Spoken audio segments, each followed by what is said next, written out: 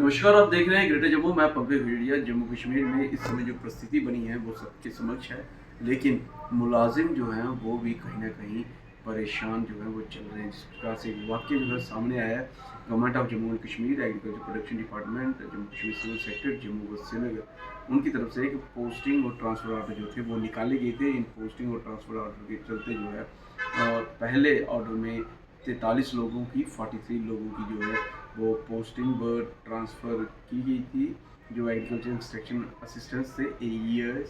और वहीं दूसरे ऑर्डर में जो है वो 18 लोगों की जो जूनियर एग्रीकल्चर एक्सटेंशन ऑफिसर्स थे उनकी ट्रांसफ़र और पोस्टिंग निकाली गई थी।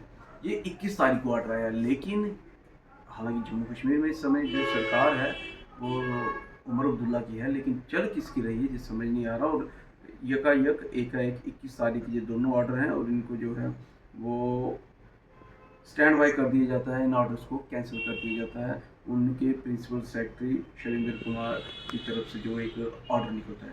बता दें आपको कि government order number 160 Jammu Kashmir APD of 2025 24/4/2025 में जो एक ऑर्डर आता है, the order issued by director agriculture Jammu on the subject wide agriculture order number 55-DAG of 2025 and number 56-DAG of 2025 was dated 21/4/2025 issued under endorsement number agriculture DAG establishment-1/2026/2026/485-525 and agriculture-DAG/2026/2026/526-593 respectively are hereby kept in abeyance till further order। अब ये order निकाला, जिन्होंने निकाला उसके ऊपर कोई कार्रवाई नहीं। अगर कि शैलेंद्र कुमार की तरफ से जो है ये ऑर्डर को स्टैंड बाई कर दिया गया, अबेंस कर दिया गया, ख़त्म कर दिया गया, क्यों किया गया ये इसमें किसी प्रकार की कोई जस्टिफिकेशन नहीं।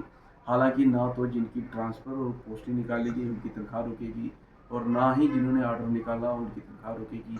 अगर कुछ रुकेगा तो इन एम्प्लॉयज़ का मोरल डाउन होगा, क्योंकि ये ऑलरेडी 5-5 साल से 6 साल से अपनी ट्रांसफ़र पोस्टिंग का जिस प्रकार से सूत्रों के हवाले से हमें खबर मिली है ये इंतज़ार कर रहे थे। और किसी वजह से अगर इस ऑर्डर को रोका गया वो वजह नहीं दिखाई गई है, और अगर ये मुलाजिम डिमोरलाइज हो गए तो जम्मू कश्मीर की इकानमी जो लगभग 65 से 70% तक डायरेक्टली एग्रीकल्चर पर निर्भर करती है। हालांकि लोग टूरिस्ट पे कहते हैं, लेकिन बता दूं आपकी जानकारी के लिए जम्मू कश्मीर की इकानमी जो है वो एग्रीकल्चर पे निर्भर करती है, तो सीधे तौर पे प्रभावित होगी और जो खमियाजा जो है आम जनता को भुगतना पड़ेगा। मेरा अनुरोध रहेगा सेक्रेटरी साहब से, अगर आपने ऑर्डर निकाला है तो क्यों इसको स्टैंड बाई किया है, थोड़ा वो जस्टिफाई कर दीजिए। जहाँ जिन्होंने पहले ऑर्डर निकाले उनके ऊपर कोई कार्रवाई कर दीजिए।